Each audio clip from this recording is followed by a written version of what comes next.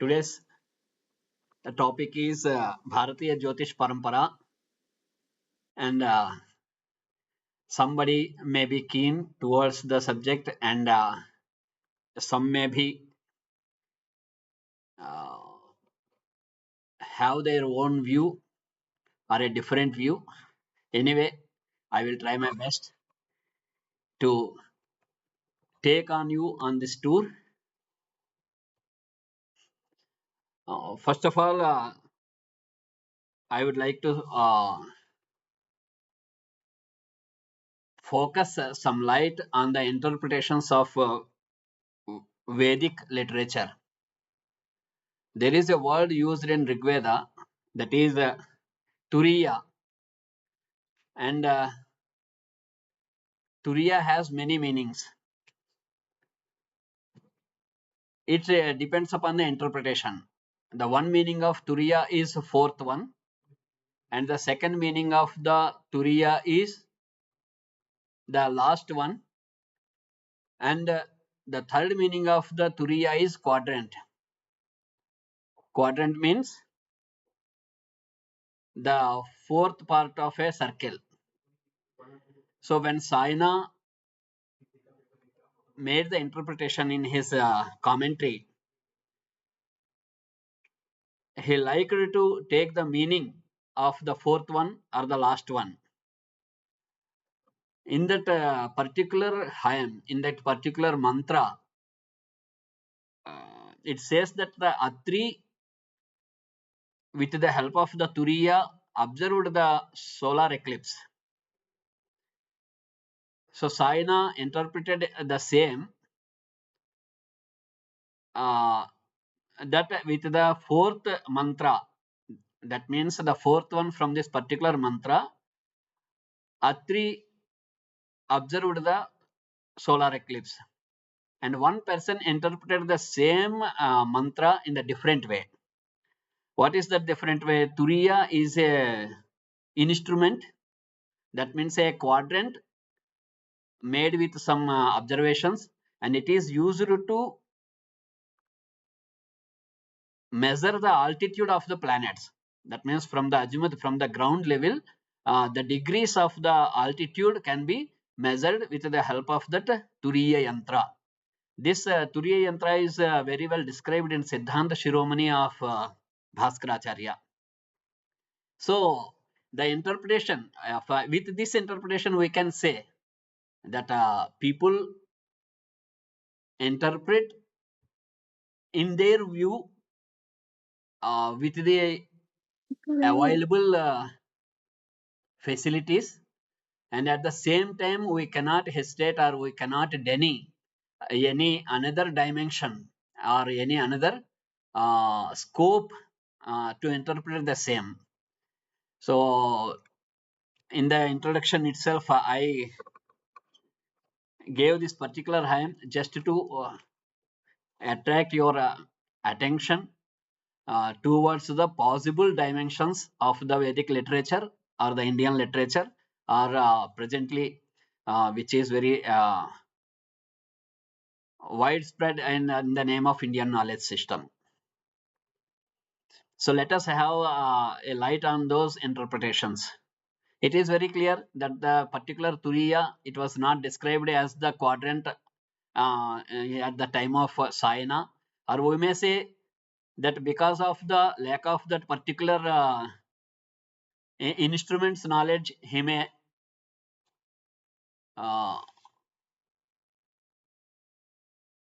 not interpreted it in the same way, or we may say that the same hymn has that second meaning also, or we can say that that in particular instrument was not there at that particular time, or it was unknown, or it was not considered by the other.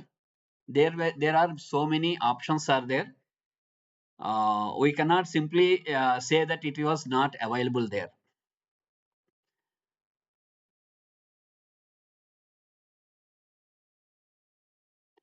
And now comes the second point. हम लोग अधिकांश क्या करते हैं कि एक को उत्तम दिखाने के लिए एक को अधम दिखाने का प्रयास करते हैं. We always try to show someone is inferior when we try to propose ourselves. ये बहुत साधारण रूप से चलता है.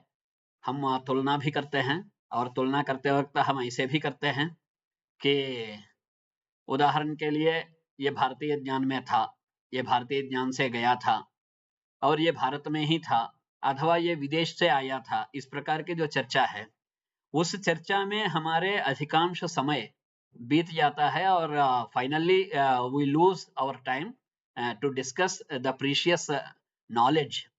Knowledge has no barriers and we cannot divide it in the barriers. इसी समय ये भी हम ध्यान से देख सकते हैं कि उस समय में ये नहीं होता था, उस समय में इतना विज्ञान नहीं था, उस समय में इस प्रकार का कम्युनिकेशन करने की रास्ता नहीं था, इसलिए ये बात संभव नहीं होता था. आज के समय में होता है, ऐसे भी नहीं कह सकते हैं. किस कारण से नहीं कह सकते हैं कि आचार्य वराहमिहिर के समय में अथवा आचार्य वराहमिहिर के पहले भी, अथवा जब the Alexander when arrived India, जब सिकंदर महोदय भारत में आए थे, उस समय का इतना दूरी नहीं था विश्व में, संचार की क्रांति नहीं थी, अथवा कम्युनिकेशन गैप था, एक दूसरे को नहीं पहचानते थे, आदि बातें हम नहीं कर सकते हैं. तो इस चीज को भी हमें बिल्कुल ध्यान में रखना है. पहले नहीं था, अब है, अथवा पहले कम था, अब विकास है. इस चीज को भी इस प्रकार का पूर्वाग्रह हमें खोज में कमजोर कर देता है. अब तीसरी बात पर आते हैं. ज्योतिष नाम सुनते ही हमारे दिमाग में बहुत प्रकार के चिंतन प्रारंभ हो जाते हैं और हमारे अपने एक्सेप्शंस होते हैं और हमारे एक दृष्टिकोण भी होता है और उस दृष्टिकोण में कुछ कारणों से हम आगे बढ़ने से रुक भी जाते हैं. आर्यभट्ट के नाम जानते हैं, वराहमिहिर के नाम से हम परिचित हैं, लगध हैं, मुंजाल हैं, लल्ल हैं. इनमें से अधिकांश लोग ऐसे कोई बातें नहीं बताए थे जिसको हम केवल ज्योतिष मानते हैं आज के समय में. आर्यभट्ट के संपूर्ण ग्रंथ में, आर्यभट्टीयम में, जहां पर भूभ्रमण के बारे में और पई के मान के संबंध में, अथवा अंकों को बहुत संक्षेप रूप से व्यवहार करने की स्थिति में, अथवा सृष्टि के विषय में जितने बातें आर्यभट्ट ने कहे हैं अथवा आर्यभट्ट के समय में हुए हैं, उनमें कहीं भी फलित का जिक्र नहीं होता है. अर्थात predictive astrology is not get any place in Aryabhata's work. And at the same time, the contemporary scholar of that Aryabhata, that is Varahamihira, he wrote in all the three branches of Jyotisha. वो ऐसे versatile थे, वो ऐसे निपुण थे, वो तीनों में आज तक वो प्रामाणिक के रूप में लिए जाते हैं. तो यहाँ पर भी हमें कंफ्यूज नहीं होना चाहिए. एक तो ज्योतिष है, ज्योतिष में फिर सिद्धांत ज्योतिष है, फिर उसी में फलित ज्योतिष है. तब तक हमारे अपने पर्सनल व्यूज आ जाते हैं, हम इसको मानते हैं, हम इसको नहीं मानते हैं. तो कुछ देर तक उन बातों को किनारे रख के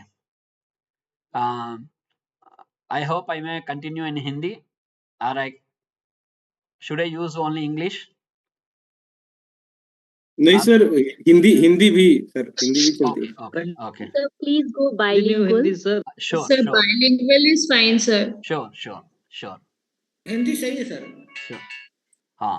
So we have our reservations about the predictive astrology, but at this point of time, I request all to keep the barriers away. That is, it is a predictive one, it is mathematical one, or it is old, or it is new, or it is Eastern and it is Western. Keep all those barriers out of our mind, and let us think about that particular subject which was prevalent. If we say it is prevalent from the time immemorial, it's not also wrong. And if we try to say that it is just before Christ, 1500 years and 200,000 years, whatever it may be. अब मैं इस बात को क्यों कह रहा हूं, मैं एक बात को कहना चाहता हूं. जब हम मॉडर्न साइंस में जाते हैं तो मॉडर्न साइंस ये मानता है कि 1 लाख वर्ष हो गए मानव का जन्म हुआ इस पृथ्वी पर।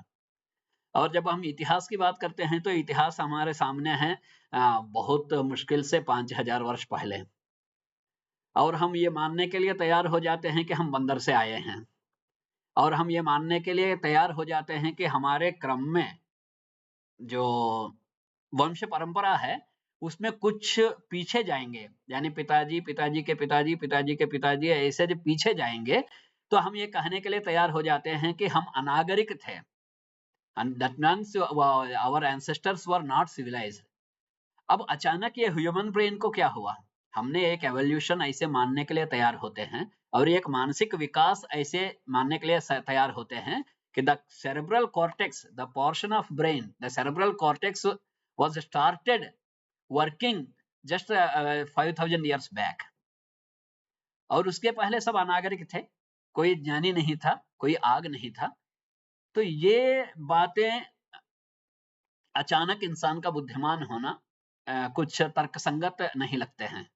यदि हम केवल तर्क मात्र की बात करते हैं तभी ये तर्कसंगत महसूस नहीं होते हैं।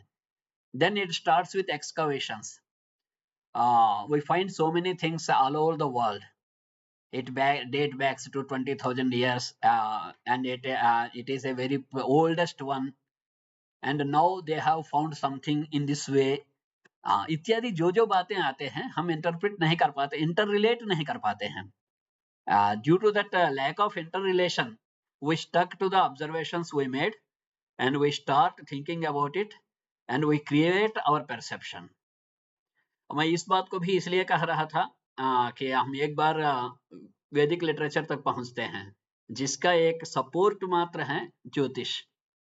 तो उस वैदिक लिटरेचर के पास जाते हैं तो हर चीज का एक अल्टीमेट गोल होता है। जैसे आयुर्वेद है तो स्वस्थ बनाना एक अल्टीमेट गोल है, इसी तरह वैदिक लिटरेचर में they have so many targets, there are so many objectives, and the main prime objective of that Vedic literature is ishtapurtihi anishtapariharah.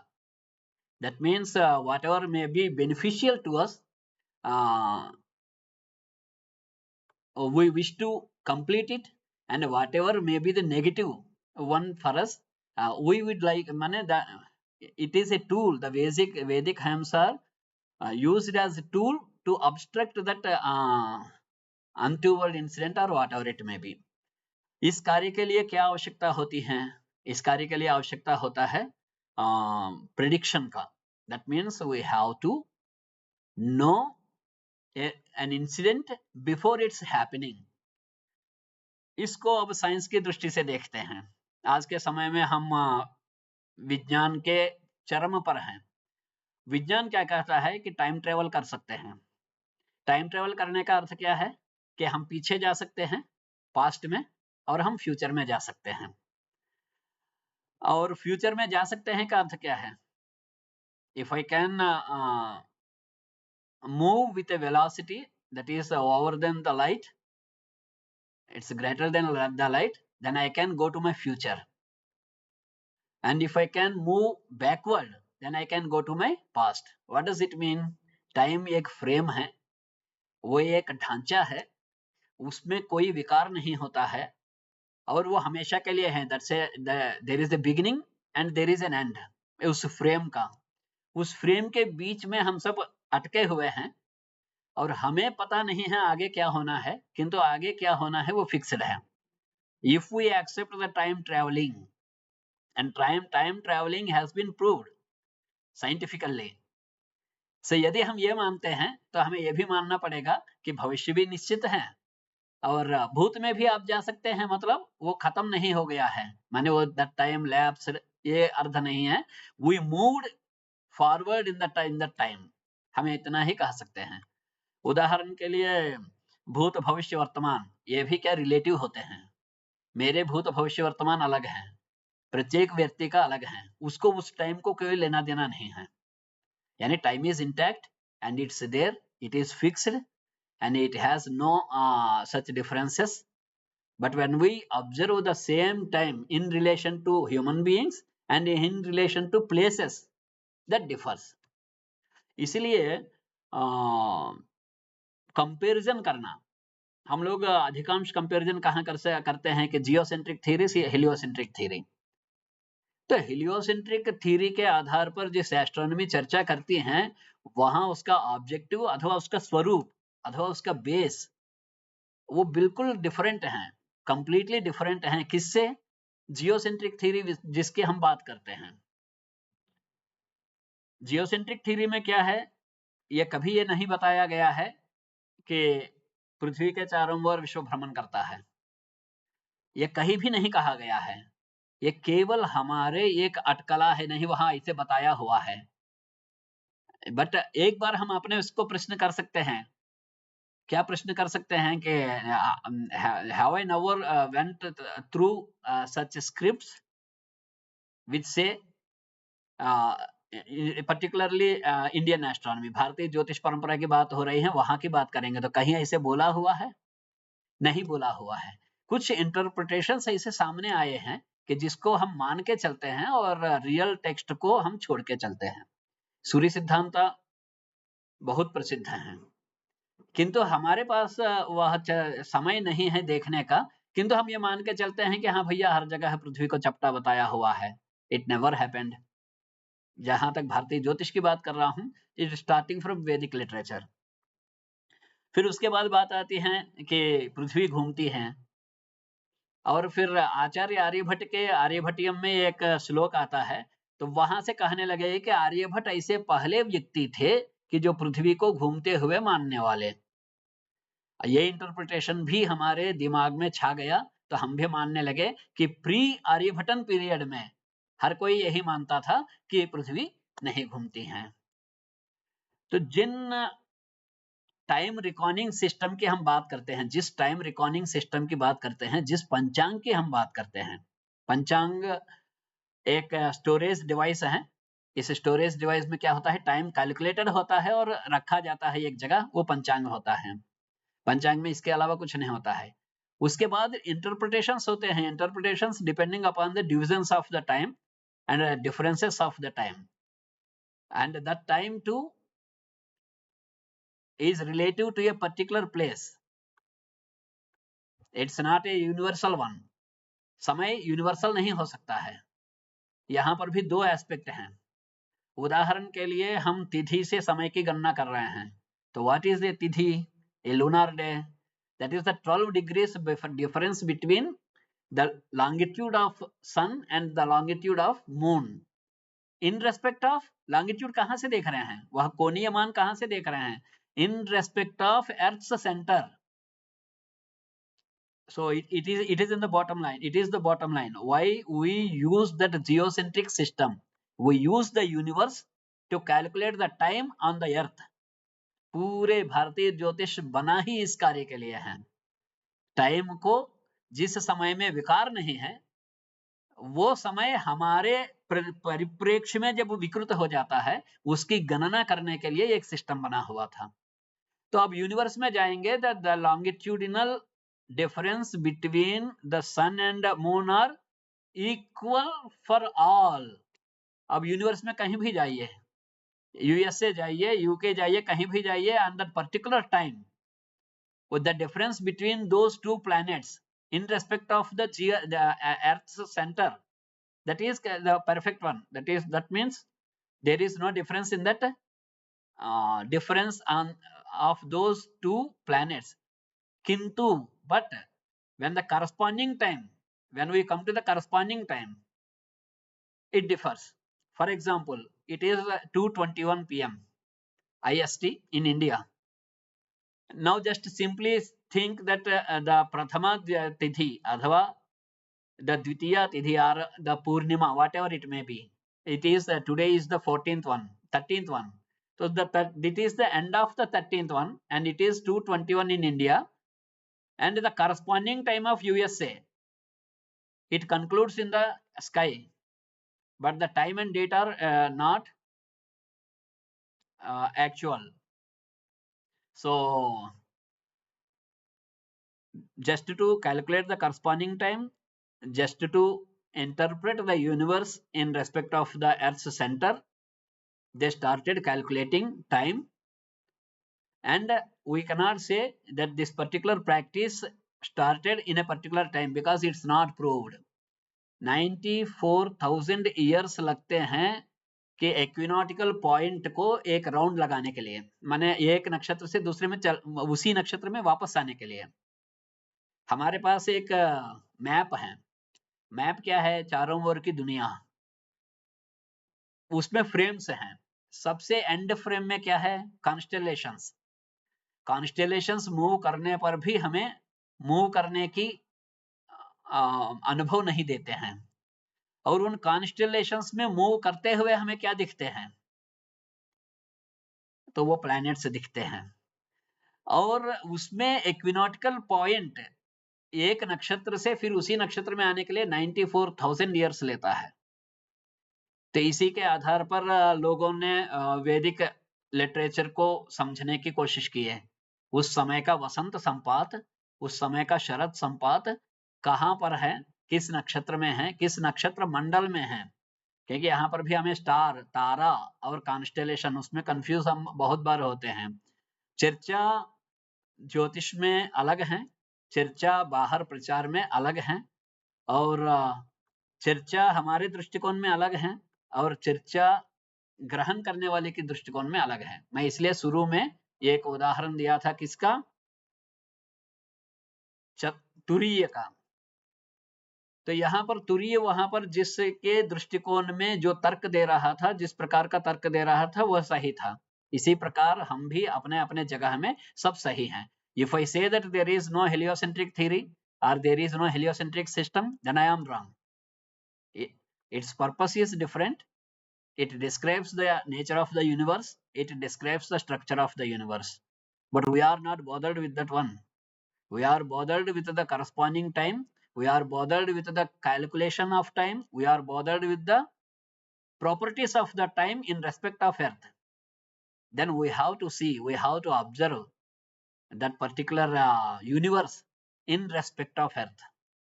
तो यहाँ पर कोई चर्चा ऐसे हो ही नहीं सकता है कि देखो पहले जियोसेंट्रिक थ्योरी था, अब हेलियोसेंट्रिक थ्योरी आया है। That never happened. क्योंकि जिन गणित के सिद्धांतों के आधार पर काल गणना होती है, स्फेरिकल ट्रिग्नोमेट्री, ज्योमेट्री माने रेखा गणित, त्रिकोणमिति और गोलीय रेखा गणित इत्यादि, ऐसे कोई बिंदु है ही नहीं जो वैदिक हिस्ट्री में, वैदिक लिटरेचर में चर्चित ना हो। वो उस दृष्टिकोण से है, उस परिप्रेक्ष्य में उसका प्रारंभ किया गया है। अन्यथा क्या था?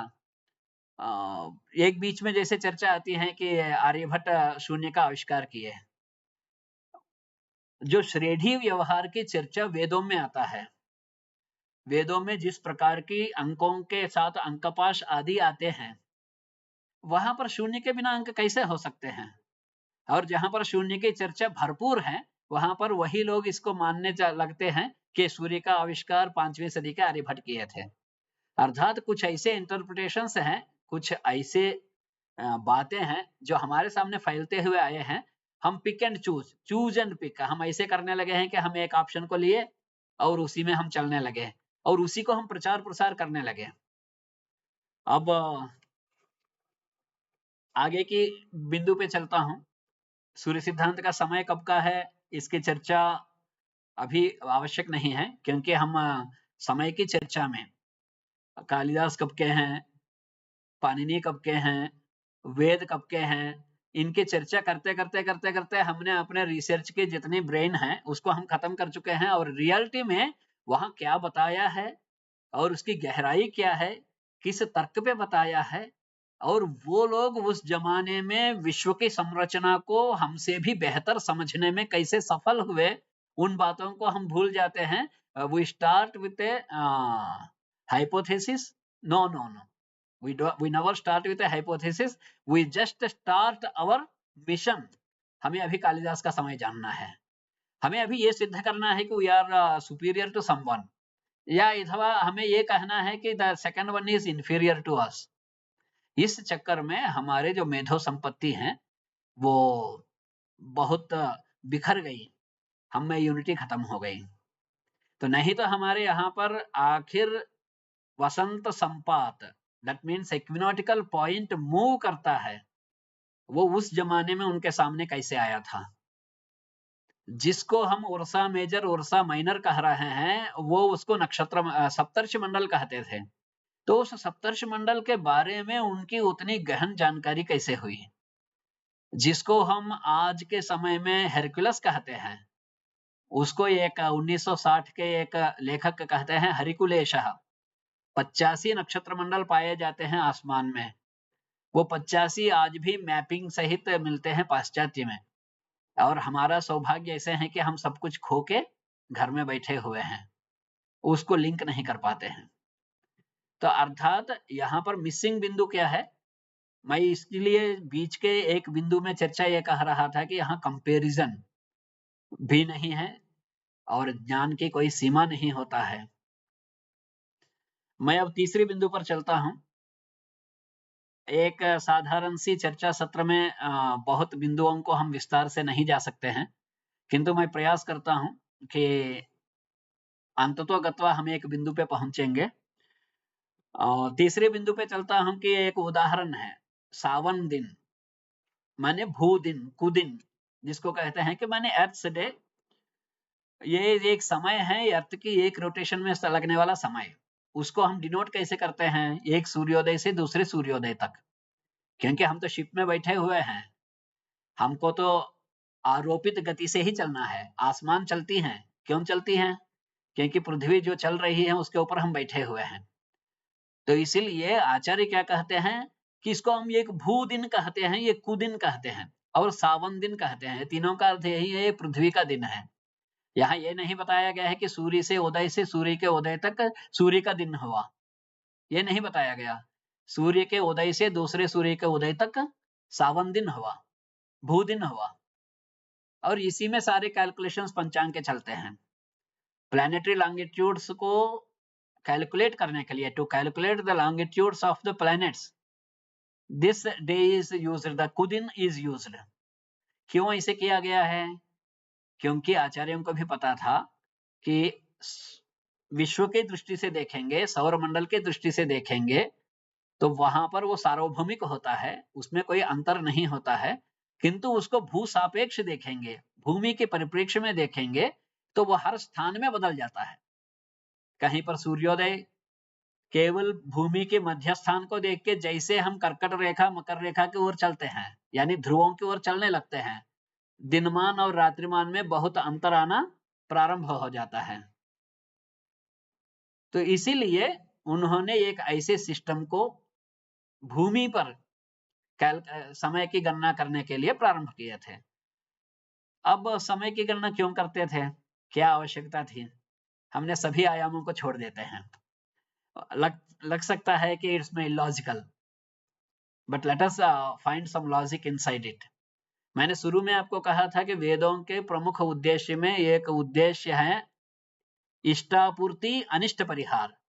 इष्ट को पूरा करना माने जो अभीष्ट है, अनिष्ट यानी अपने होने वाले जो अनहोनी है उसको रोकना। ये तो मैं बताया था वेद का एक उद्देश्य में है। फिर इसको पहचाने कैसे? तो पहचाने उसी दृष्टि से है कि काले तिष्ठन्ति देवता। देवता शब्द से फिर आप भटके नहीं, यहाँ पर अग्नि देवता, पृथ्वी देवता, जल देवता, वायु देवता, they are the all the components of that environment only. तो एनवायरनमेंट के कंपोनेंट्स के बीच का जो म्यूचुअल स्टैटिस्टिक्स हैं, उन म्यूचुअल स्टैटिस्टिक्स के अनुसार वो सभी भी एक बराबर नहीं होते हैं। यानी मौसम ठंडा हुआ तो मुझे छींके आ जाएंगे, मेरे बगल वाले को छींके नहीं आएंगे। अब वहां पर हम क्या कहते हैं, इसकी शारीरिक प्रवृत्ति अलग है, उसकी शारीरिक प्रवृत्ति अलग कहते हैं, दोनों एक ही मौसम में तो खड़े हैं। सो इसी तरीके से यहाँ पर एनवायरमेंटल कंपोनेंट्स के जो म्यूचुअल सिचुएशंस हैं वो बॉडी टू बॉडी डिफर करते हैं। तो यानी उन लोगों को कितना गहन विश्व की संरचना के बारे में जानकारी होना चाहिए था, इस बात को बताने के लिए, जिनको हम कहते हैं अनागरिक, मैंने अपने पूर्वजों को, जिन सिद्धांतों को लेके हम चलते हैं कि अब विकास की ओर चल रहे हैं, तो हमारी विकास इतना है कि हम अपने पर्यावरण के कंपोनेंट्स को पहचान नहीं पाते हैं, उनके साथ ट्यूनिंग नहीं कर पाते हैं। आज के समय में सबसे बड़ी समस्या क्या है? पर्यावरण से हम जितना दूर हो गए हैं। अब नजदीक होने के प्रयास करते हैं तो साल में एक बार एक पेड़ लगा के छोड़ देते हैं। तो वो कितने नजदीक थे? पृथ्वी, वायु, आकाश, अग्नि, सबके साथ सामंजस्य और सबके साथ समरसता रखने के वो प्रयास करते थे। That means I am talking about a structure, or I am talking about a mindset, or I am talking about a perception they had and which we lack. उस बात की मैं कर रहा था। अब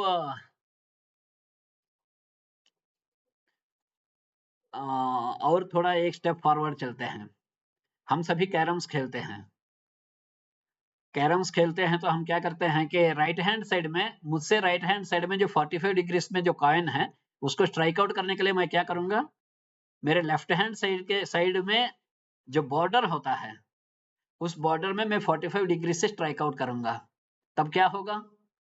लेफ्ट हैंड साइड में जो 45 डिग्री में स्ट्राइक आउट किया, वो सामने के जो दीवार है वहां पर टकराने के बाद फिर 45 डिग्री में राइट हैंड साइड को आएगा और ultimately that will come to me, the striker will come to me. यही 4 केंद्र हैं जिसको हम कुंडली में कहते हैं कि मेरे केंद्र में बृहस्पति है, मेरे तृतीय में ये है, मेरे चतुर्थ में ये है। कंप्लीटली मैथमेटिकल शो के अलावा और कुछ नहीं है वहां पर। Mathematics along with all other sciences, because they know the science, they know the structure of the universe, they know the interrelationship of each and everybody in every body, so they succeeded in preparing such theories. तो यहाँ पर जब लग्न जिसको कहते हैं हम, लग्न क्या होता है कि वो वही पॉइंट होता है आसमान का जो हमारे जन्म के समय में ईस्टर्न पार्ट में टच करता है। तो ईस्टर्न पार्ट में जब जो टच गया वो हमारे लिए लग्न हुआ। वहां से हर 90 डिग्रीज में, वहां से हर, जबकि मैं पहले 45 का, अच्छा टिल्ट 45 में, किंतु वो मूवमेंट जाके 360, तो वहां से 90 डिग्रीज में यदि आप ऊपर जाएंगे तो आपका 10th हाउस हुआ, जिसको आकाश नाम दिया है उसमें। वहां से आगे को जाएंगे 90 डिग्रीज, वो चतुर्थ हुआ। फिर इसी तरह सप्तम। मैं इसमें बहुत ज्यादा विस्तार में नहीं जाऊंगा, किंतु आप ये समझ लीजिए कि सूर्य के रश्मि जो प्रसारित होता है विश्व में, जो कहते हैं ना कि बहुत सोलर माने बहुत ऐसे निहारिकाएं हैं, बहुत सूर्य हैं, बहुत सौरमंडल हैं, जो बात करते हैं, तो हर सौरमंडल का सीमा क्या है? वहां पर ब्रह्मांड किसको कहते हैं? वहां पर वातावरण कहाँ तक रहता है? अनटिल द प्लेस, उसी समय तक जहां तक सूर्य की रश्मि जाती है। फिर उसके बाद क्या होगा? यदि विश्व में हर चीज फैलता है, तो हमने जितना कालुष्य पैदा कर रहे हैं, मैंने जितना पोल्यूशन, वो एक लेयर के बाद वापस क्यों आ रहा है? हम ही को पीड़ित क्यों कर रहा है? इसी सेम थ्योरी में दे न्यू दैट फैक्ट, मैंने एक निश्चित सीमा है हमारे चारों ओर के आवरण का, उसी के बीच में सब कुछ चलना है। यदि सूर्य के रेस आए, रेडिएशन हुआ, वापस हुआ, फिर वो वापस कहाँ से आया? ये इस समय में एल निनो इफेक्ट हैं, ये इफेक्ट हैं, इसके कारण ये हो रहा है, वो हो रहा है। जो हम बातें कर रहे हैं वो एक इंटरनल पार्ट है जो विश्व में फैल नहीं सकता है। ये एक निश्चित सीमा के बाद वो वापस आता है और वो कर्म हमारे सामने हमें ही मिलता है। तो मैं अभी तक के इन बातों को फिर यहाँ पर छोड़ देता हूँ। यहाँ पर एक और पर्टिकुलर बात पे चलते हैं कि जो गणित से संबंधित हैं। फलित के कोई भी ऐसे सिद्धांत नहीं है जिसके बेस गणित नहीं है। यानी आप यदि मैथमेटिकली प्रूव करना हो तो वो बहुत आसान कार्य होता है। फिर उसको मैथमेटिकली प्रूव करने के बाद केमिकल रिएक्शंस कैसे होते हैं, यद पिंडे तद ब्रह्मांडे, जो बार बार हम हर जगह सुनने को लगता है हमें। तो विश्व की जो सृष्टि है, विश्व में जितने एलिमेंट्स हैं, विश्व में जितने केमिकल्स हैं, हर चीज प्राणी के शरीर में भी पाया जाता है और इन दोनों के इंटर रिलेशन से होता है और वो इंटर रिलेशन मैथमेटिक्स पर डिपेंड होता है, यानी उस इंटर रिलेशन को डिस्क्राइब करने के लिए हमें मैथमेटिक्स की जरूरत होता है। तो आखिर हम वेद में मंत्र जो बोला है उसमें गणित का क्या पार्ट था, क्यों पार्ट था, क्यों ऐसे श्रेणी व्यवहार की चर्चा चल रहा है, क्यों ऐसे अंकपाश वहां चला रहे हैं, क्यों वैदिक ऋषियों को ऐसे क्या जरूरत हुई थी, तो वहां पर उसका अर्थ यही है क्योंकि वो उस बात को पूर्ण रूप से जान रहे थे। इसलिए जहां जहां वर्णन होता है तो गणित को ब्रह्मा से कंपेयर किया हुआ है। तो ब्रह्मा कौन? ब्रह्मा चार मुख वाला, तो वहां करते हैं ब्रह्मति व्यापनोति ब्रह्मा, जो व्याप्त होता है वो ब्रह्मा है। तो फिर उस व्याप्त होने की भी एक सीमा है। इसलिए देखिए ब्रह्मा विष्णु दोनों का अर्थ एक जैसे ही लगता है किंतु दोनों अलग हैं। कैसे? विश्वव्यापकशीलत्वात् विष्णुरित्यभिधीयते। Who is that Vishnu? विश्वव्यापकशीलत्वात्, जो जितना फैलता है विश्व में, इसलिए विष्णु के अंदर ब्रह्मा आते रहते हैं, जाते रहते हैं। तो उन्होंने ऐसे कोई स्टोरी नहीं बताए थे, they just described the nature of the universe and our position. किंतु धीरे धीरे समय के चलते चलते हमारे सामने जिस प्रकार के इंटरप्रिटेशंस आए हैं, वो इंटरप्रिटेशंस हमें बौद्धिक रूप से कमजोर कर दिए हैं। फिर हम मानने के लिए तैयार हो गए हैं कि मेरे पिताजी के पिताजी के पिताजी के पिताजी बंदर थे। फिर मैं मानने के लिए तैयार हो गया हम कि मेरे बहुत पीढ़ियों के पहले सब अनागरिक थे। तो इसलिए यहाँ पर ये किसी एक व्यक्ति की दृष्टि से संबंधित ही नहीं था। हाँ, समय के चलते इसका रूप ऐसे बदल गया कि हम नॉलेज को किसी पर्टिकुलर स्ट्रीमलाइन के साथ अटैच करने लग गए हैं, क्योंकि नॉलेज बैरियर्स नहीं होता है। मैं जैसे पहले ही कहा था, भास्कर वराह मिहिर 5वीं सदी में जब बृहज्जातक लिखे थे, उसमें बहुत ऐसे शब्द आते हैं जो अरेबियन कंट्रीज के होते हैं।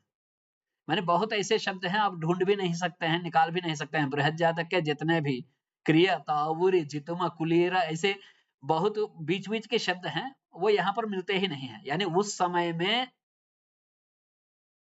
उस पश्चिम एशियन कंट्रीज से, मैंने वेस्टर्न एशियन कंट्रीज जो थे, वहां से यहाँ का नॉलेज का आदान प्रदान इतना सॉलिड था, वहां पर व्यक्तिगत विचारधारा का कोई लेना देना ही नहीं था। ये सब कुछ आज के समय में आके इतना हमें बैरियर्स बना के अलग कर दिया है और हम नॉलेज की ओर जा ही नहीं पा रहे हैं। मैं इसलिए पर्टिकुलरली बीच में कहा था कि knowledge has no barriers, neither it is western or nor eastern और न एंसेंट और it's neither ancient nor modern। ऐसे हो ही नहीं सकता है। आज से जब से सृष्टि प्रारंभ हुआ, पत्थर ऊपर फेंका हुआ उतना ही वेलोसिटी से गिर रहा था। बीच में हमारी पहचान हुई तो उसके आधार पर हमने नए नए कार्य करने लगे, और ये स्थिति पहले नहीं थी कहने के कोई आधार हमारे पास नहीं है। इसका मैं यही और एक कवि की दृष्टि से वर्णन करने का प्रयास करता हूँ। ये एक पुराण का है और हमें आवश्यकता नहीं है कि उसको अलग दृष्टि से देखने की। एक कवि लिख रहा है, माने एक वाल्मीकि आदि कवि, वो लिख रहे हैं कि जब बंदर वंशज पहुंचे हैं समुद्र के पास, जब सीता जी का पता नहीं चला तो सबने ये तय किया है कि खुदकुशी करना है। तो वहां पर कवि ये कह सकता था कि मुनि दिव्य चक्षु से देखा और नदी के उस पार, माने समुद्र के उस पार लंका में सीता जी थी, किंतु वहां ऐसे नहीं किया। वहां जो जटायु के जो भाई हैं उसका एंट्री होता है, और गिद्ध का जो वंश होता है, माने गिद्ध का जो फैमिली होता है, ईगल फैमिली, उनके लेंस इतने पावरफुल होते हैं कि वो आसमान में बहुत ऊंचाई में, बहुत कदमों के ऊंचाई में रहते हुए वो जमीन पे कहां पर सांप घूम रहा है, कहां पर चूहा घूम रहा है, कहां पर मुर्गी चल रहा है, वो पहचानने की क्षमता रखता है। तो वहां पर एंट्री हुआ है कवि के लेखन शैली में, वहां पर एंट्री होता है जटायु के भाई का। फिर वो कहते हैं कि मैं देखा था यहाँ से बहुत दूर में अशोक वन में, वहां पर सीता जी दिख रही हैं। यानी वर्णन भी यहाँ पर कभी ऐसे कवि भी स्वतंत्र होते हुए भी उस प्रकृति और उन प्राणियों के जो वैज्ञानिक तथ्य हैं, वैज्ञानिक परिप्रेक्ष्य हैं, उसके हटके चर्चा नहीं हुई थी। और मैं फिर प्रारंभ में चलता हूं जिस तुरीय का चर्चा किया था। तुरीय का चर्चा क्यों किया था? ये सभी घटनाओं का हम इंटरप्रिटेशन अपने अपने दृष्टि से करते हैं। करते वक्त हमारे मस्तिष्क का आवरण होता है, यानी हम मानने लगते हैं अरे 5000 साल पहले मोबाइल चलता था, नॉट पॉसिबल। 10,000 वर्ष पहले आदमी दूसरे आदमी से संपर्क कर लेता था, नो, इम्पॉसिबल, इत्यादि हम चर्चा करने लगते हैं। वही इम्पॉसिबल सब समय के आगे आगे हमको सामने दिखने लगते हैं। तो इसलिए यहाँ पर हमें when we search for that knowledge, when we go through that knowledge, we have to allow all those interpretations and we have to choose and pick according to the logic. यहाँ पर तर्क ही सर्वप्रथम होता है, हमें लॉजिक ही सर्वप्रथम होता है सबसे पहले कि उसको पहचानने के लिए।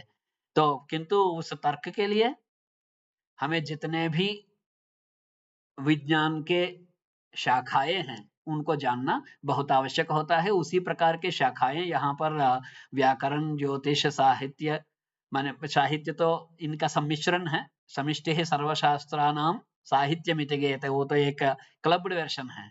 तो निरुक्त है, शिक्षा है, कल्प है, तो वे सब एक प्रॉपर्टी को डिस्क्राइब करते हैं और ये सारे प्रॉपर्टीज अंत तो जाके मिल जाते हैं शब्द में।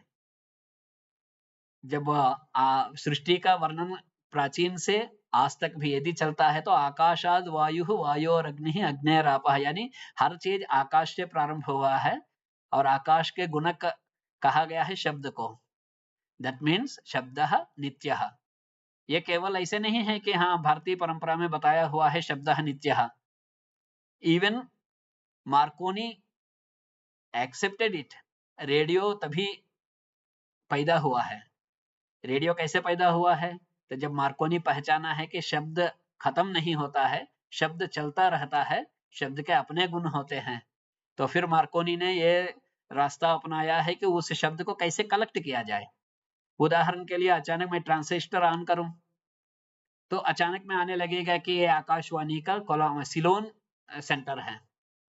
पहले सिलोन भी एक सेंटर इतना प्रसिद्ध हुआ करता था, यानी कोलंबो का। तो अचानक कोलंबो की आवाज यहाँ तक कैसे आ गया?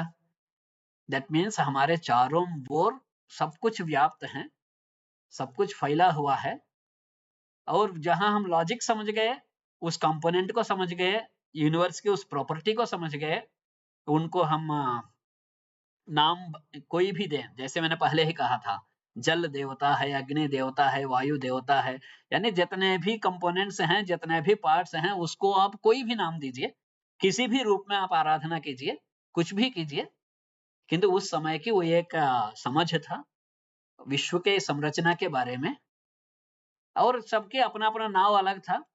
सब अपने अल्टीमेट गोल, अपने गोल तक पहुंचने का और अपने एक दृष्टि बनाने का, सब उसी विश्व के विभिन्न कंपोनेंट्स को प्रयोग में लिए थे।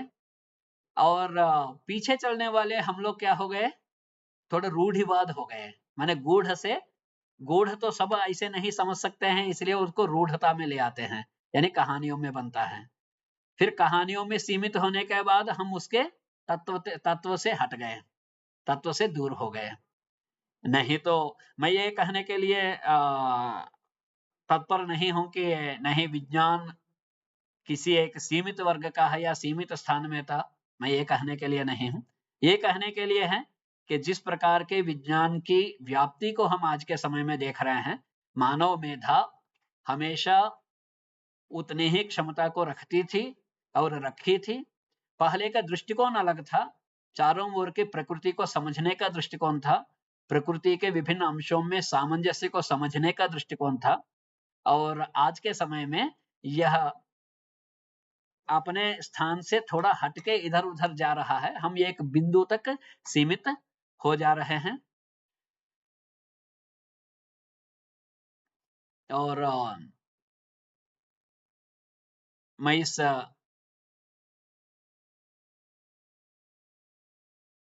क्रम में बहुत आगे ना चलते हुए एक आपकी दृष्टि से भी मैं परिचित होना चाहता हूं, जिससे, क्योंकि आप समय एक सीमा बांध के दिया जाता है, किंतु ये एक ऐसे विषय हैं जहां पर हम शाखोपशाखाओं में, यानी we describe we discuss all these things in many branches, but when it come to the common people, it is clubbed as one subject. So we have, when we are forced to explain that particular single subject, we need to cross much of our limits. I request all the participants to ask me. Don't hesitate. I may not be able to answer each and every query, but it will undoubtedly give me a chance to think about my subject and make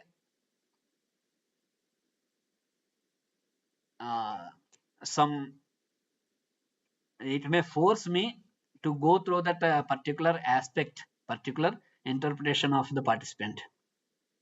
ji sir, भैया 15 minute आप और बोल सकते हैं, भी समय है। Sure. जी sir, तो continue.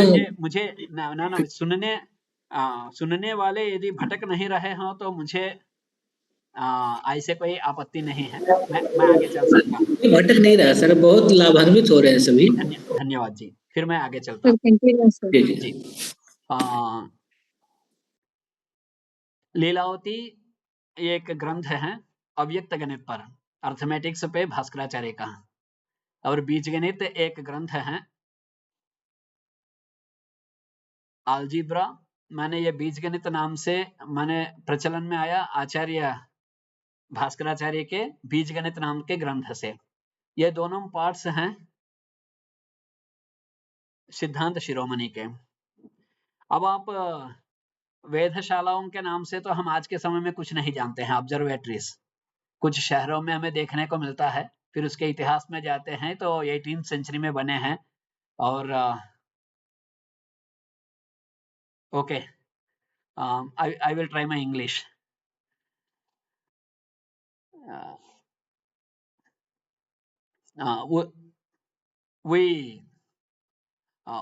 We find some observatories in India today also, and we can read those writings about that pyramids also. They are also used as instruments used for observation.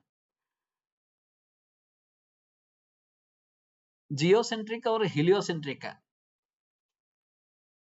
in between geocentric and heliocentric, we see so many differences. As a common man, when we observe it, there are so many differences.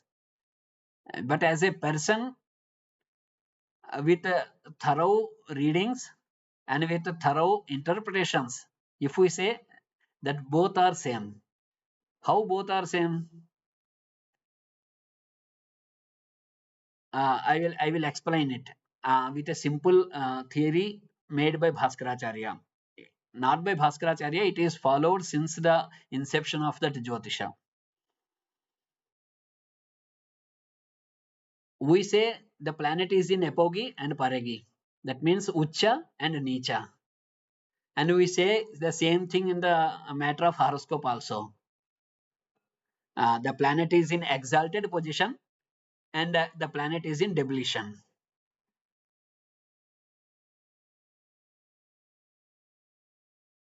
When we observe the same thing in eccentric circles,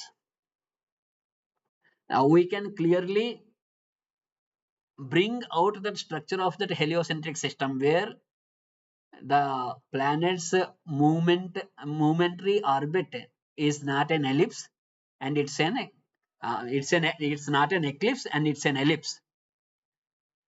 मैं फिर एक बार वापस चलता हूं. पृथ्वी के चारों ओर जो ग्रह घूमते हुए दिखाई देते हैं.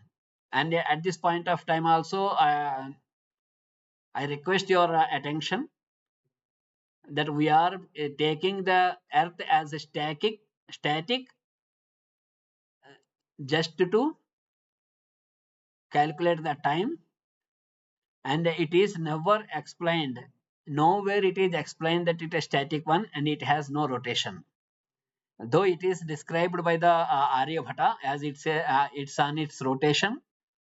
Since the starting of the time calculation in Bharatavarsha, it is taken as the earth is taken as a rotating one, not a static one. इसको मुझे क्यों कहना पड़ रहा है बार बार? जैसे मैंने कहा है कि पृथ्वी के चारों ओर ग्रह चल रहा है, वहीं पर the next one says very clearly that I am not interested when we say that the earth is static one. So you have to we have to understand that relative theory of relation which was given by those seers at that time. भूमि के परिप्रेक्ष्य में, in respect of earth, when we observe a particular planet or whatever may be the celestial body, we cannot say that the earth is moving. In our observation, we see that the particular celestial body is moving. So when it moves, it comes very near to the earth and it goes to the very farthest point also. So Acharya says the farthest point is called the apogee, that is Ucha, and the nearest point is known as nearest point of the orbit of that particular celestial body is known as Nicha. What does it mean? If they are moving in a circle around the earth, it never happened that they go to the farthest place and they will come to the nearest place. And the definition of that Ucha and Nicha are same. उच्च में ग्रह होता है, बहुत फल देता है. आचार्य जी बोल दिए, नीच में ग्रह रहता है तो नहीं दे पाता है. What does it mean? The angular velocity becomes very lower when the planet reaches its Ucha. That means when the planet stays very farther place from the earth, the angular velocity of the particular planet comes down to a point. That means the concentration of that particular planet on a particular body increases. फल क्यों मिलता है? If it is a positive planet and it is in the exalted position, then it will give positive results. And it is a negative planet. What is a negative planet? It's the nature of two bodies. If the properties of the planet are not in a suitable condition of that particular body, then it reacts, the body reacts. यहाँ पर बहुत interesting point, तो फिर luck क्या होता है, भाग्य क्या होता है, भाग्य को कहाँ से कहते हैं, उस चीज पर आता है. Let us not hesitate to discuss the same thing also. भाग्य को यदि हम उसको एक हाइपोथेटिकल वे में यदि सोचना चाहते हैं तो भी सोच सकते हैं. हमारे ईच एंड एवरी डीड, यहाँ पर उदाहरण के लिए मैं एक छोटी सी बात कहना चाहता हूँ. I wish to explain one small point. When we do tapasya, it is very clearly mentioned in Darshana. When we do tapasya, that means penance, we cannot get each and every result which we wish. If I wish to be a king, that means the accumulated karma, the accumulated deed of my past should have such properties. ईश्वरोपि कर्म फलापेक्षी भवति. यदि तपस्या करने वाले व्यक्ति के पूर्व कर्मों में यदि राजा बनने का लक्षण नहीं है, देन वो तपस्या के बाद भी वो बन नहीं सकता है. What does it mean? Everything is accumulated by that particular body, by that particular animal, by that particular human being. यानी मुझे ऐसे कोई दूसरा कर्म का फल मिल नहीं सकता है। ये हमें हर चीज से बांध लेता है। तो हाउ इट इज पॉसिबल?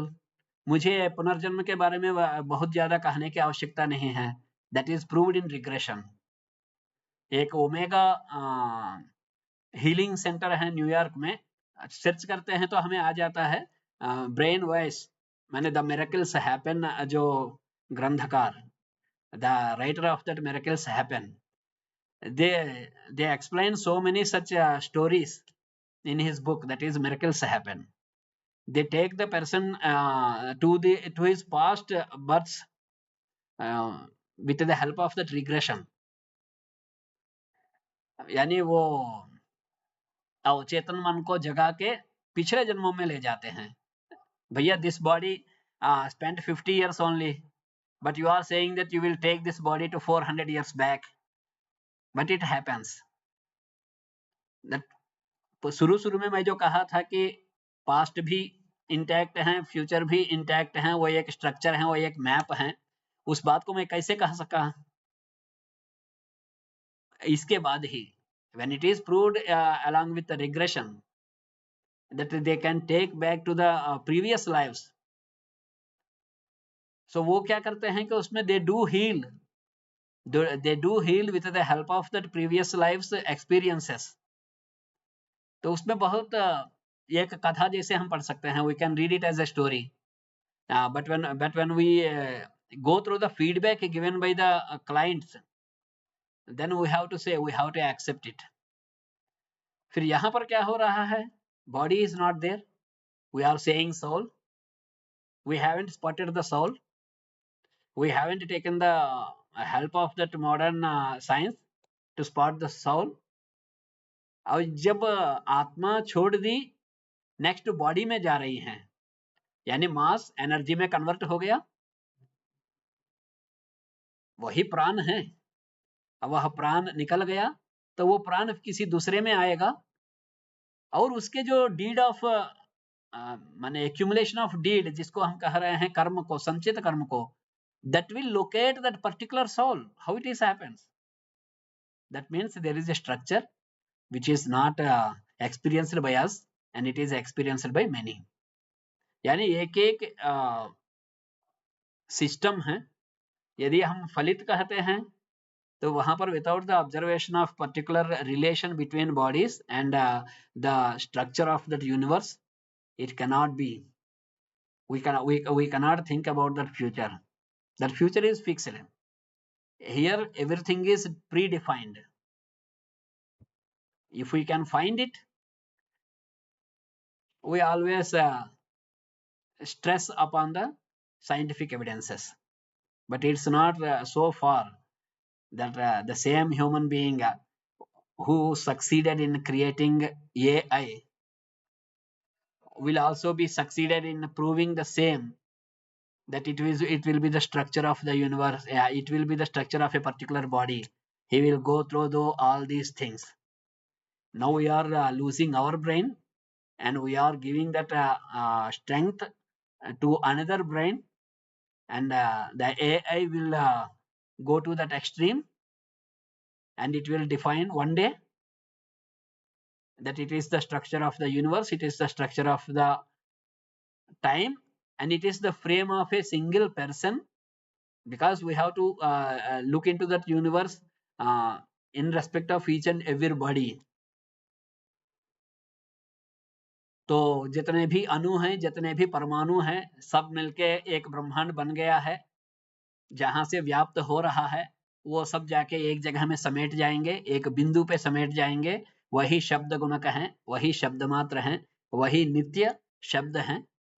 और इसको जिसने जिस प्रकार से देखा, जिस प्रकार से समझा, उस प्रकार से एक विज्ञान की शाखा बढ़ती गई।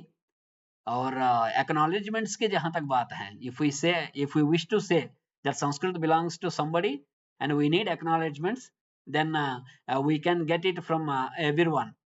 The person who prepared the table of elements, and the person who invented the radio, or whoever may be, we can get the acknowledgements from each and everybody, and all these acknowledgements have been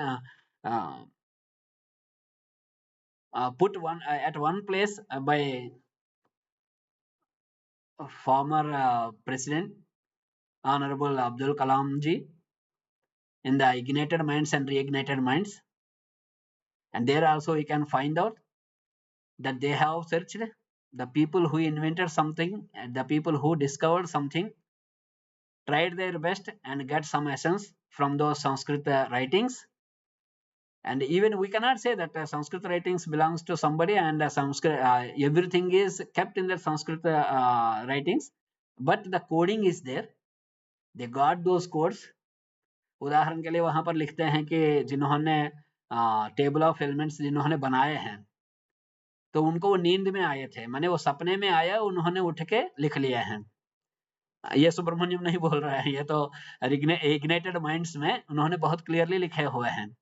इस प्रकार के बहुत ऐसे आविष्कार हैं और बहुत ऐसे स्थान हैं, बहुत ऐसे लोग हैं जिन्होंने ये बोले हैं कि मुझे अफसोस है कि संस्कृत पूरी नहीं आती है, और उसी के लिए जन्म दिए हुए, माने उसी के लिए लाइफ दिए हुए। There are so many people who dedicated their lives to understand the literature written in Sanskrit. तो मैं यहाँ ये भी बताने के लिए नहीं आया हूँ कि सब कुछ संस्कृत में है। हाँ, the same human brain works everywhere, और जो ह्यूमन ब्रेन फुल कैपेसिटी पे काम करता था वो उस नॉलेज को कोडिंग कर चुका है, और उसके बाद जो इसके सत्ता को जो भूलते गए वो धीरे धीरे से उसी कोडिंग को डिसिफर करने के लिए, just to decipher those codes we are giving our lives, it is the difference. Now I request all to put your comments. तो बहुत चीजें आपसे जानने को मिली और लगा कि जो इस तरह से ज्योतिष को इस समय क्रिटिसाइज किया जा रहा है, लोग ज्योतिष का मतलब सिर्फ अपनी भविष्य को जानने की बात करते हैं, वो आज गणित के साथ और हमारे वैदिक चिंतन के साथ कितना जुड़ा हुआ है ये समझने में आया। सर, कुछ चीजें ये हैं कि जैसे हम कुंडली देखते हैं या एक ये मानते हैं कि ऐसा जो हो गया ऐसा ही होगा, जबकि कई बार ऐसा भी देखने को मिलता है कि व्यक्ति जो सोच लेता है, कई बार होता है कि मतलब कुंडली देखने के बाद लोग बता दे कि नहीं तुम कुछ नहीं कर पाओगे या वैसा कुछ, फिर भी वो ऐसा कर डालता है कि जैसा पहले अनुमान नहीं लगाते हैं।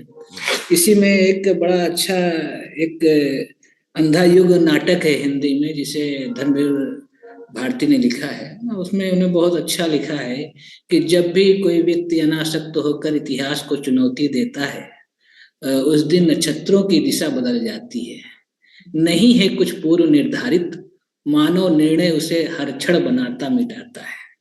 तो ये जो कोटेशन उन्होंने कोट किया बहुत सुंदर है। वो मैं अब आपको रोकना चाहता हूँ यहाँ पर।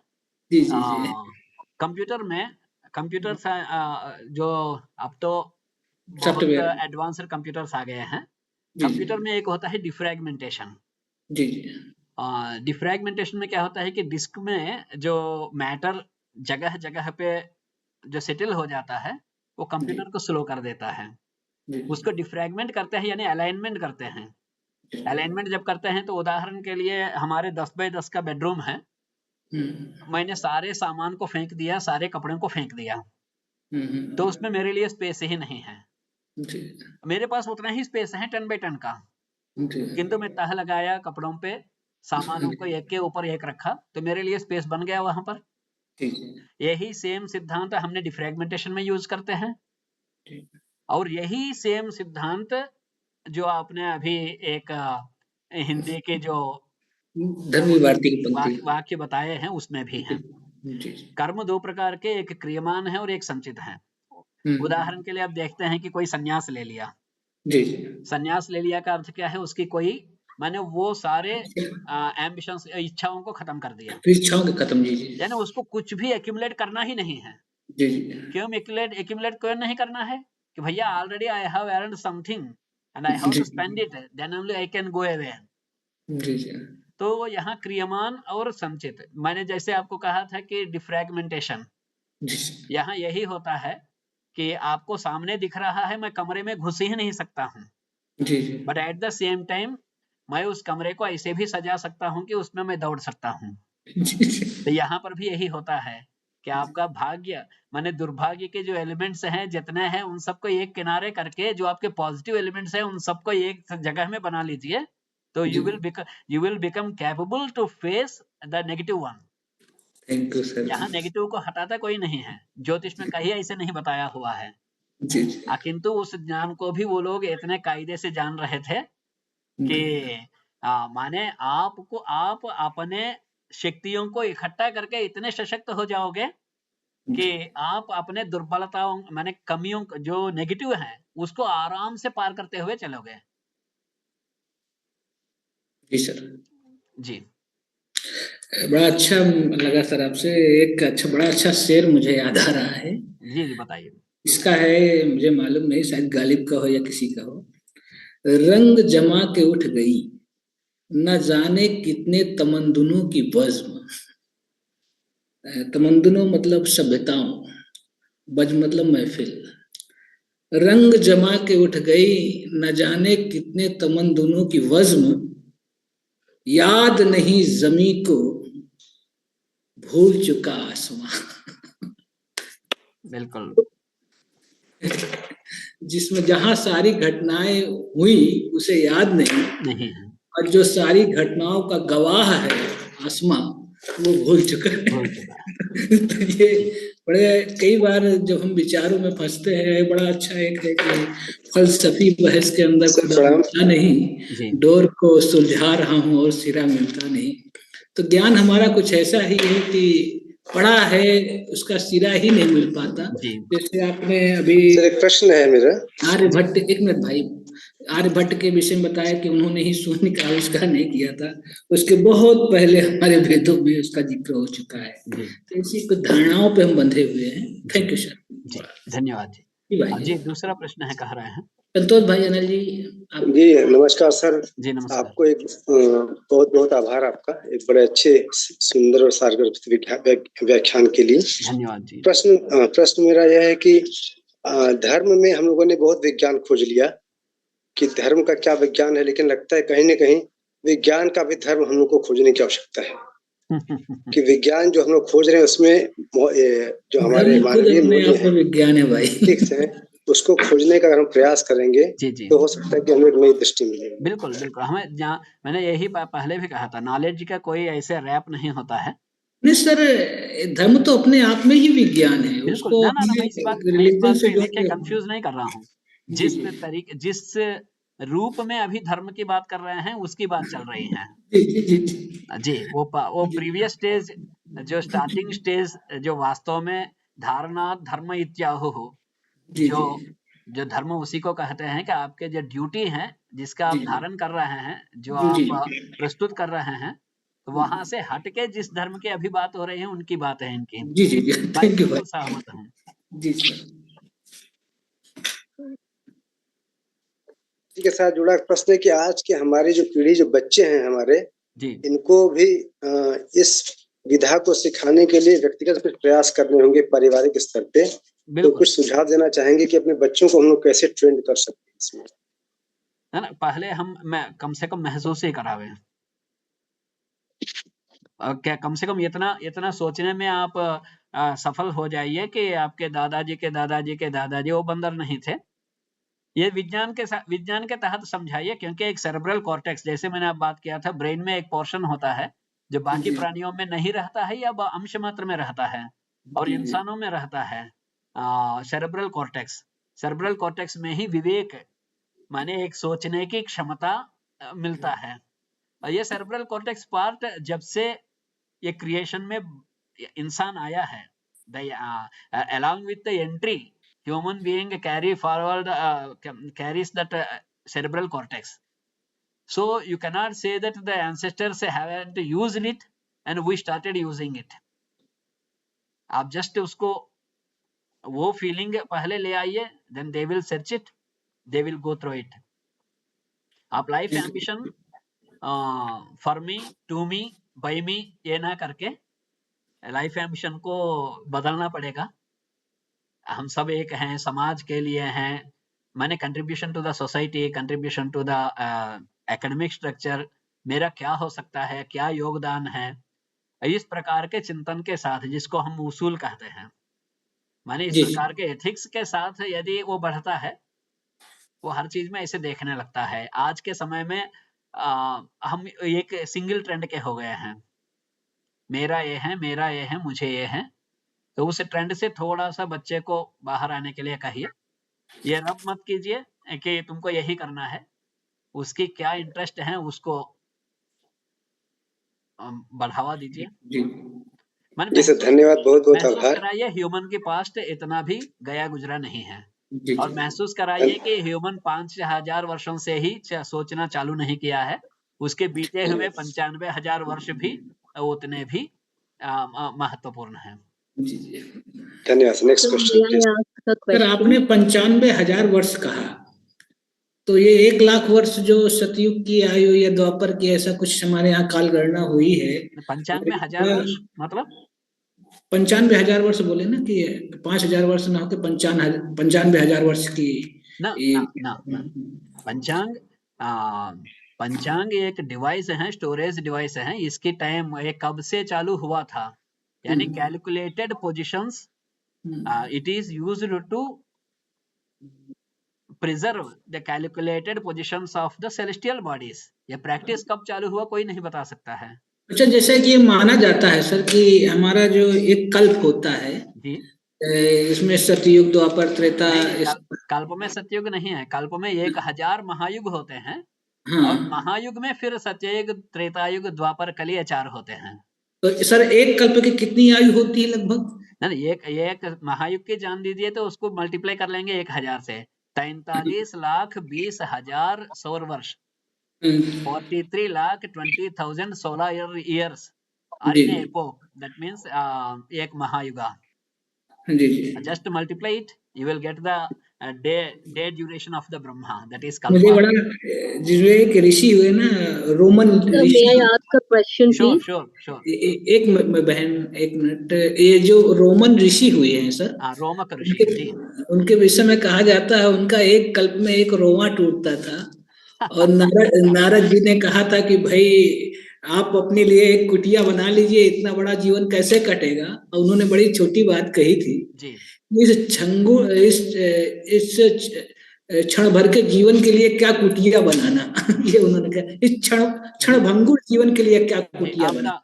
आपका प्रश्न बहुत महत्वपूर्ण है। जी, जी, एक इसमें उस दृष्टि से आपको देखना है। जी, जी, यदि आपको मैं उसमें पृथ्वी के अक्ष पे ले जाऊंगा, जी, जी, तो आपका माने हमारे 6 महीने आपके वहां एक दिन होगा, जी, जी, क्योंकि दिन की कैलकुलेशन कैसे करेंगे, सूर्योदय से सूर्योदय तक। जी, ठीक, जी, इसी तरीके से आप यहाँ से आप कहीं दूसरे ग्रह में चले जाइए, जी, और जी, फिर आप वापस आइए, जी, तो आपकी उम्र की कैलकुलेशन बदल जाता है। जी, जी, यानी यहाँ पर उम्र की कैलकुलेशन वो आप जहाँ पर हैं उसके आधार पर हैं। जी, उदाहरण के लिए आप अभी जो लोग स्पेस में जाते हैं और जी, वापस आते हैं, इस तरीके की कैलकुलेशंस भी तो बहुत इसमें पूछे भी जाते हैं एग्जाम्स में। जी, जी, तो यहाँ पर हमारी बॉडी, हम तो केवल गर्व करने के लिए है कि मैं हूँ, मैं जी, ऐसे हूँ, किंतु मैं कुछ नहीं हूँ, क्योंकि जब हमें समझ में आता है कि जी, थोड़ा हमारे ऊपर का प्रेशर कम हो जाए, हमारा वेट खत्म हो जाएगा, जी, हमें जी, कहीं स्पेस में छोड़ दे, हमारे हाथ पैर काम नहीं करेंगे। जी, जी, जी।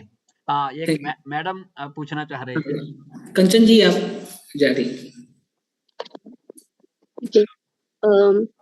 Sir, I'm totally speechless.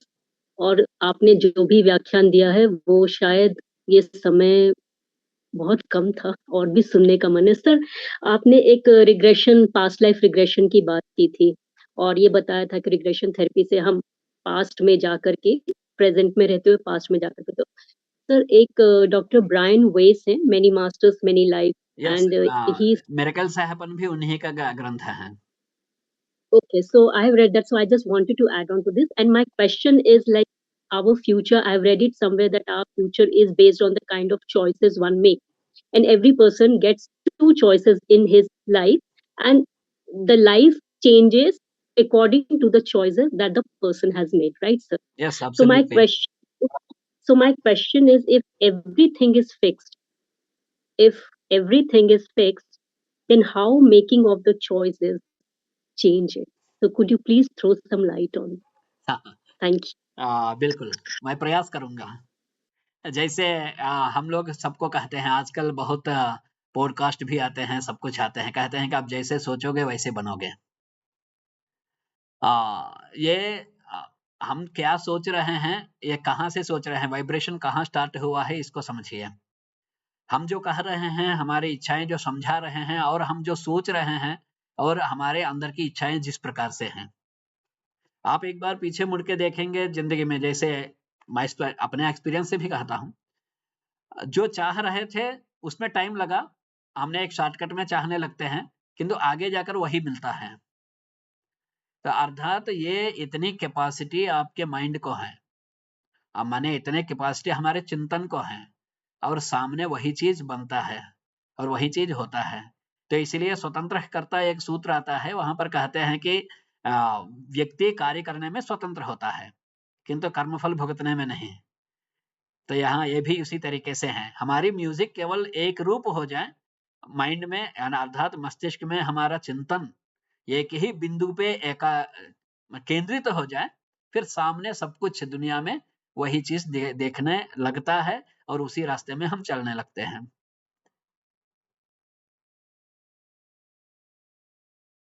Thank you, sir. Thank you so much. Welcome.